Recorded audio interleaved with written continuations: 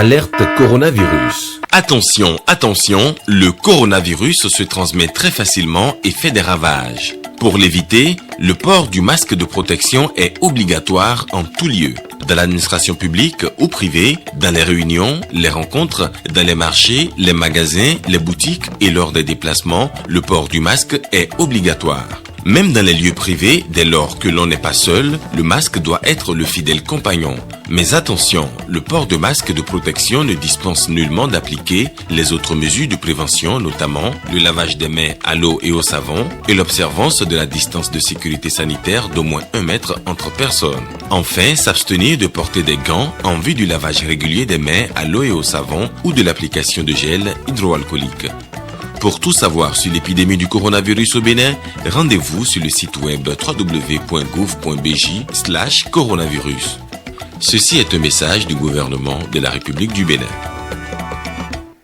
Bonsoir à tous et bienvenue au Journal des régions sur la télévision nationale. L'Association des élites de la mode du Bénin a offert des masques au personnel de l'Office de radiodiffusion et télévision du Bénin, ce dont s'inscrit dans le cadre de la riposte contre la pandémie à coronavirus, un geste salué par le personnel. Reportage. Dans le cadre de la lutte contre le Covid-19, notre association, les élites de la mode, a initié un projet de don de masques à l'endroit de certaines structures étatiques et privées de la place. La riposte contre le coronavirus, ils en ont fait aussi leur cause. L'association Les élites de la mode du Bénin apporte son effort de guerre à l'ORTB. Ici, dans le rôle de la direction de l'Office de radiodiffusion et télévision du Bénin, plusieurs dizaines de cartons de masques. L'association en offre 1000 à l'Office. C'est notre manière de vous accompagner dans la lutte contre cette pandémie et nous vous souhaitons bon usage. Aux donateurs, le représentant du directeur général et le secrétaire général du syndicat témoignent leur gratitude au nom du personnel. Le geste que vous venez de faire à l'endroit des travailleurs de l'ORTB est un geste très apprécié dans la mesure où nous, travailleurs de l'ORTB, nous sommes particulièrement exposés parce que nous sommes présents sur les différents endroits du territoire national pour travailler dans les marchés, dans la place publique. Or, dans ces milieux, il se pourrait qu'il y ait des gens porteurs.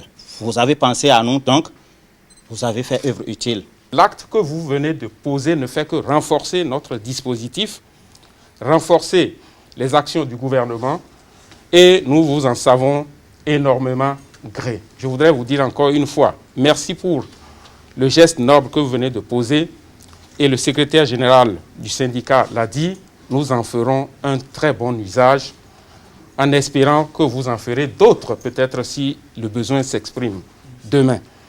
Je voudrais sur ce dire encore une fois merci à l'association Les élites de la mode, souhaiter un très bon partenariat entre vous et l'ORTB. Je transmettrai votre message au directeur général qui en décidera et je pense dans le sens que vous souhaitez. À en croire les responsables de l'ORTB, ce dont vient renforcer la politique de lutte mise en œuvre pour limiter la propagation du virus au sein des services. Ils appellent ensuite les uns les autres au maintien du strict respect des gestes barrières. Encore du soutien pour le Bénin dans la lutte contre le coronavirus, l'agence belge Enabel renforce le ministère de la Santé en équipements médicaux. Jean-Claude James, Julia Koiko.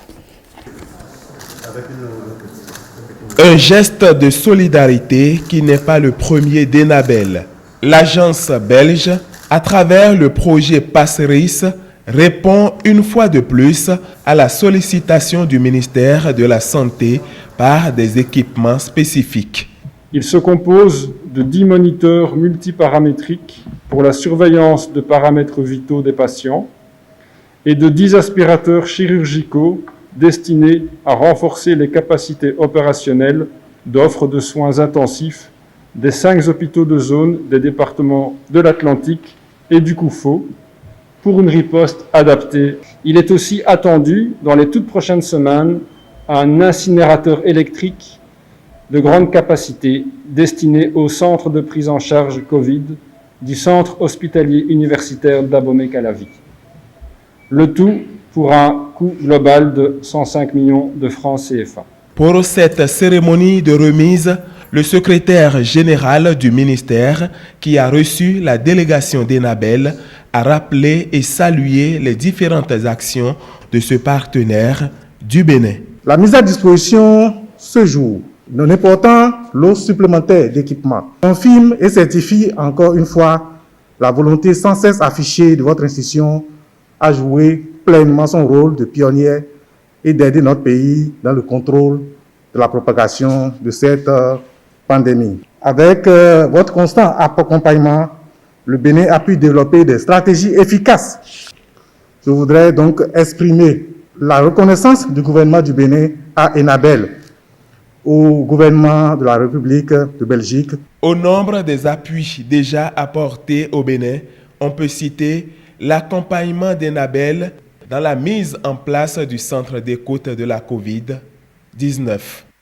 Et on change de registre à présent de l'énergie électrique pour les populations de Ouessé et de Savet. Depuis quelques jours, le réseau électrique de ces communes a été mis en service par les autorités du ministère de l'Énergie. Plusieurs lampadaires illuminent désormais ces villages pour le bonheur des populations. Bruno Soalé.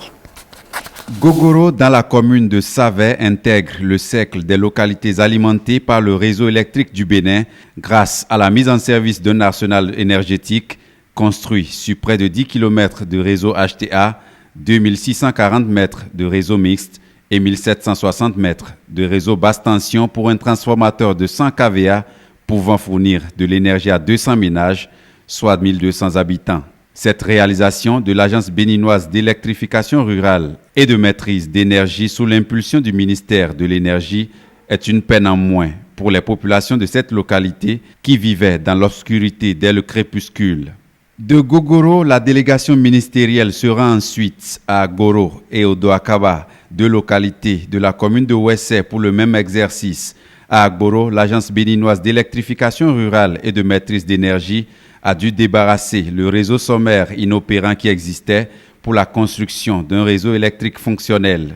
On a construit un réseau sommaire inopérant qui ne pouvait pas donner de l'électricité. Mais ce qu'on leur doit n'a pas été fait. La conséquence, elles sont restées dans le noir encore pendant 3 ans, de 2016 ou de 2015 à 2019, avant que, grâce au chef de l'État, grâce au dynamisme et au concret du chef de l'État, il soit décidé que ce village puisse avoir réellement de l'électricité. Des efforts fournis pour autonomiser la localité en énergie, quoique les autorités locales en veulent davantage. Nous avons déjà la lumière tous les soirs ici à Gros-Combon, mais ce qui reste, c'est le courant domestique. Nous n'avons pas les branchements à la maison dans nos chambres. Nous avons commencé, comme l'a dit tout à l'heure M. Aruna, à cotiser et il y a déjà 59 qui ont déposé les sous pour l'abonnement. C'est donc pour vous dire que nous sommes très pressés d'avoir les compteurs dans nos maisons. Des doléances face auxquelles le ministère de l'Énergie à travers la BERM est déjà dans l'anticipation en ce qui concerne l'électrification des ménages avec la campagne de branchement promotionnel des compteurs. Quand Talon ne peut pas faire, il ne dit pas. Effectivement, à partir du mois de septembre, les compteurs vont commencer par être posés ici dans ce village. Vous avez vu, le directeur régional de la SBE est là. À partir de là, vous pourrez maintenant commencer par acheter crédit et allumer de l'électricité dans vos maisons pour le bien de vos enfants et de vous-même. Au Doakaba, un village voisin à Gboro, toujours dans la commune de Ouessé, connaît la même fortune. Le ministère de l'Énergie, à travers ses structures compétentes, a doté le village d'un ensemble de plus de 2 km de réseau basse tension avec un transformateur de 100 kVA également et le tout obtenu à plus de 50 millions de francs CFA pour qu'enfin la lumière soit à Odoakaba.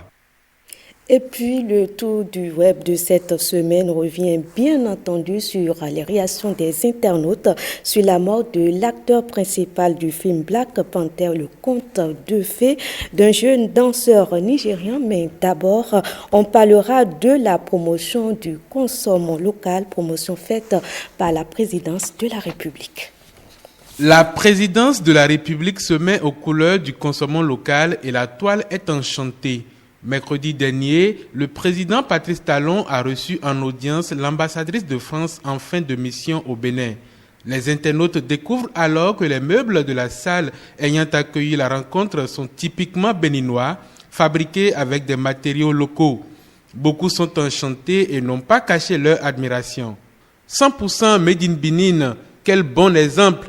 Une salle d'audience qui met en valeur la créativité béninoise, s'exclame cet internaute sur Facebook. Ça, c'est la vraie promotion de l'artisanat, une manière très élégante pour prôner la consommation locale, ajoute un autre.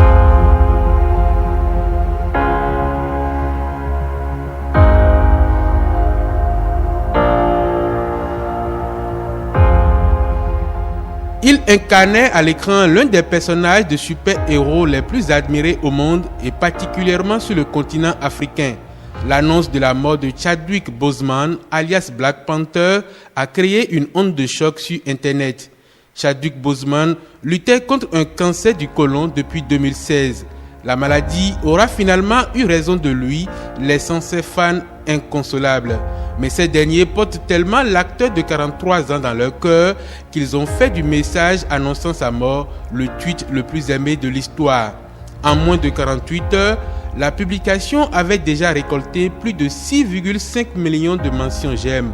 Moins d'une semaine après, elle totalise près de 8 millions de likes. Le précédent record sur Twitter était détenu par l'ancien président américain Barack Obama avec 4,3 millions de likes pour un tweet publié en 2017. Toujours sur les réseaux sociaux, on a lu cette semaine la belle histoire d'un jeune danseur nigérien.